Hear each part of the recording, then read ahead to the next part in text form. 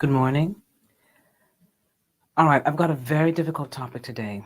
I always have difficult topics because it's like I'm learning as much as I can to inform you and myself about what's going on currently. I was born a long time ago and we didn't have a lot of these terminologies, but I'm having a great time learning and teaching you guys and educating you guys about what's going on now and how to stay current and relevant and how to really understand what's going on in our environment that we might not otherwise be aware of, right? Okay, so today we're going to talk about the sex problems and solutions regarding gender orientation. Again, tough subject, but very important for us to understand. So I'm going to go again pretty slowly. What is gender? All right, so gender identity is different from gender. So we have the gender, right, that we talk about male, female, intersex. And the reason why we say intersex is that we don't know really sometimes whether they're male or female, right? So we've got the male or the female that is a social construct, right? We give them that male, that female, because socially we are taught to do that, right? That's the rules of life. We are given, especially in different countries, how to define a male and a female child or an intersex child or a gender that we don't really um, know because, again, they're diverse or they're sort of like not clear, ambiguous, right? So if we talk about a girl, a woman, a man, a boy, gender diverse people, we're talking about genders, what they want to be called or what we call them based on not only what they want to be called, but based on what we call in terms of roles, behaviors, norms, expressions, identities. So we really say that's a boy because of what we see, how they behave, right? How they dress, right? That's how we know a woman from a man. Okay. We wear makeup, right? So there are things that we do that's more characteristics of women than the guys. So sometimes we get confused if we see things that are not normally with a woman on a man or not normally on a woman on a man on a woman, right? So you tend to get confused. So the most important thing to take away from the meaning of gender is that it is a social description. We have decided to call someone a male or female based on our own roles and norms, okay? The secondly is the biological and physiological characteristics of the male or female and intersex again, right? So depending on how they are born biologically regarding their organs, right? Their genitals, their reproductive organs, their chromosomes, their hormones. That's going to make them form either male or physical. And I know there's some disconnection going on. Let's see.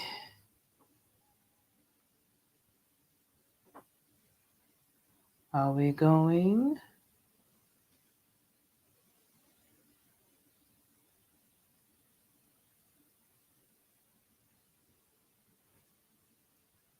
Are we going live? All right, I think we're back. Okay. So I was saying that the sex of a female or a male generally is hard to um, tell if the hormones, the chromosomes, the reproductive organs are ambiguous, right? So that's where we get that terminology intersex. So we do need to understand that the biological and the physiological expression of a male child, a female child, an intersex child can be different. So what I'm trying to say is we can be born different. We cannot all be born the same. We're going to have different expressions, different results in the combination of that male, that female species. So we've got spectrums, right? So we've got the male, the female, and what's in between, right? So we can find out different characteristics that we have to accept and respect, okay? So that's the female and male that we get from biology and from physiology. But we also have the female and the male that the person is going to identify themselves with, right? So we sometimes do not see that going together, matching, right? So that's where we start getting into all these names, okay? So I do want to talk to you about the gender orientation, right? That's what we're talking about today, which is a person, right, deeply held, right? They firmly believe it's an individual gut feeling that they have, that they are their own gender. They have a sense that they are either male or female or not male or not female. And that's where you get all that gender diverse um, definitions, okay? So when someone says, all right, I am this, we have to respect that because they have grown up. Who knows what hormonal, what reproductive, what chromosomal, what experience, right, in terms of characteristics that the social world has put on them. Who knows their cultural and their background that makes them feel the way they feel? But we have to respect it because it's becoming so well studied and so well understood that there are differences among us, and we've got to understand that we're not the same. And then we have to make sure that we are not insulting someone by saying or discriminating against them, saying things that we shouldn't say because we're ignorant. So I want to sort of like make us more knowledgeable so that we know that this is something that you are educating yourself, just like myself, and learning about. Okay, so we have the LGBTQIA plus and 2. All right, so LGBT we know is the lesbian, the gay, the bisexual, the transgender. The Q is the queer. The I is the intersex. A is asexual. The 2 is the two spirits, and that's going more into some North American cultures where they have some, cultural, spiritual, gender difference that they have in terms of how they do it in their way. So we have to understand that there are some cultures that do it differently and call their males and females in a different format and label them in a different format. So we've got to respect that too. Again, that's the two spirit, more North American, okay? And the plus sign is for other gender sexual minorities. So people that actually have unknown or complicated, gender diversities and gender definitions for themselves. So that's that plus, okay? Pretty cool. So I would like to go ahead and talk about the different types of gender orientation. Again, this is not a biological sex, right? This is not how they're born. This is not how they are made, right? This is more of what they believe they are. This is a deep personal conviction. It's an individual expression of their preference of what they want to be called because of how they feel and how they identify themselves. So if someone's not matching their outside and their inside, we've got to sometimes respect what they are because when they grow up, they can tell you what they are, in a reliable way. And the best example I can give you is I know that when we were delivering babies, and we were told back years and years and years ago that we had to make if a baby came out, a hermaphrodite came out, it was delivered, and they had the different genitalia, which is male and female, which is the hermaphrodite. We made them a boy very simply because that was what we were taught back then. Now we know better because when they grow up, we think they're all going to be like like girls, because we cut it off and they have nothing there to form in terms of the penis. But there you go. They actually are saying that they're boys, even though we've made them and assumed they were girls, again, many years ago. So I'll say it again. Someone can grow up and not match what they think they are for many reasons. And again, that's something that's going on internally, and we do not understand that, but we've got to respect that, okay? All right. So the simple definition, or the first category is the cisgender. The cisgender is a person whose gender identity aligns with the sex they were given at birth or assigned at birth. Okay, so the cisgender is if someone was, like myself, given a female, connotation, and just so happens I'm female. But hey, when I was young, I was a tomboy. So when you're young, hey, who knows what could have happened? I could have, for some crazy reason, turned out to be something else. But hey, I am me, and I identify myself as a female, even though I was a tomboy back then and ran with the boys. Bicycles and fought with them sometimes, played their games, football, soccer. So I was someone that was more friendly with the guys, right? But then, of course, grew up into the woman that I am, glad to be that, happy to be that.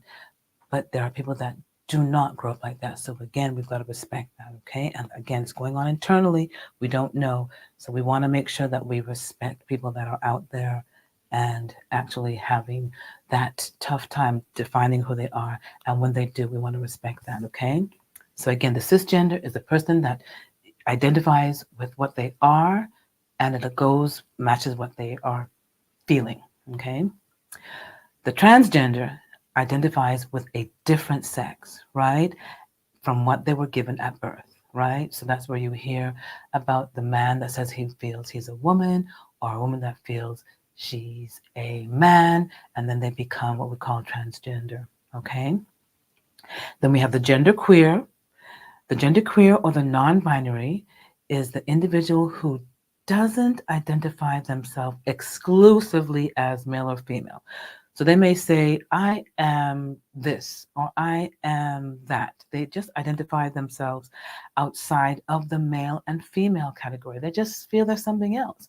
And whatever they are, we label them as genderqueer or non-binary. That means not fitting either male or female. And they will tell you what they are.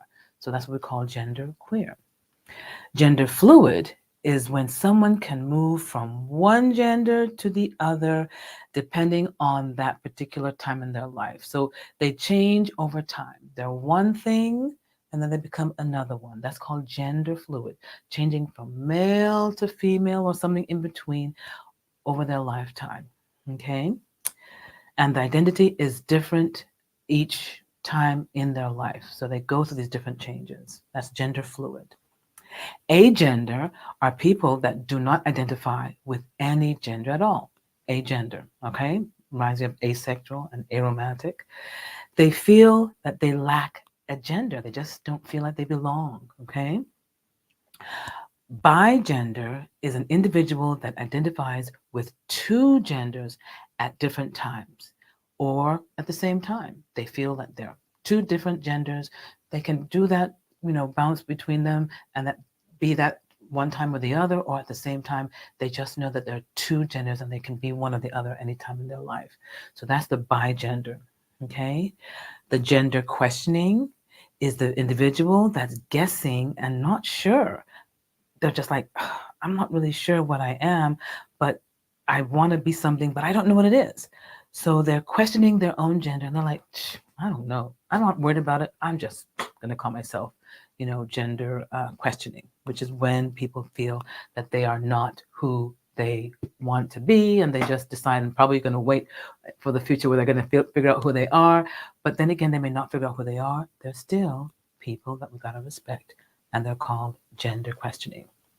Two-spirit was what I mentioned in the beginning, where the indigenous cultures in North America have some gender identity, where they have added some sort of uh, cultural, uh, spiritual definition of their own gender based on how they were brought up in their culture. So it's a masculine and female um, definition, but their roles and their characteristics and their norms are different. So they tend to have a different characteristic or category from us because they're defined in a different way. So they have that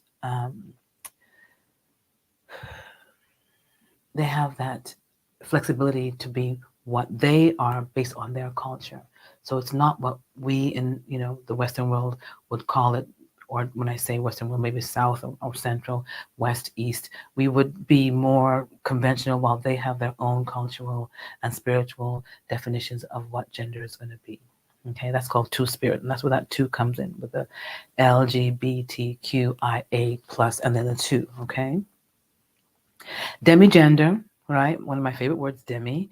Demigender here means an individual who partially identifies with one gender and partially identifies with another gender, right? Or entirely identifies with another gender. So it can be partial with one and entirely with another. So that being able to go from one gender to the other, again, depending on their feelings, depending on their time, they will also be called gender.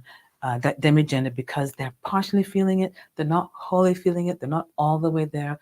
They're sort of like saying, okay, you know what? I think I'm this right now, and I also think I can be that too. So they're bouncing between the two, but they really, really can be what they want to be. But generally, that is between two genders.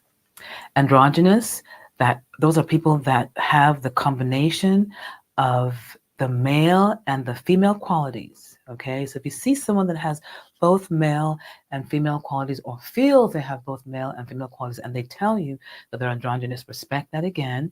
I know there was some rumor about President Obama talking about that. I'm not really sure how accurate that is. I think the brother was talking about that, but that female and male qualities and characteristics makes them gender neutral, meaning that they feel that they could be either one or none, because it depends again on how that makes them feel, and they would come out and say that they're androgynous, okay, because they feel that they're a combination of both, that they can go with both and roll with both, okay. Neutrals are pretty similar, and they feel that they are neutral, and that they have no specific gender, but that they're cool, that they're just, null, and they're just not into being one or the other. They're just cool being neutral, and they use the word null, N-U-L-L. Pangender identifies with many and all genders. That means that they want to be all, they can be all. There's a wide range of genders, and they can be any one of them. That's a pangender. And the most important thing I want to talk about and stress is that these are just a few. There are more to come, and there are many more that I haven't even discussed. But there's a good idea.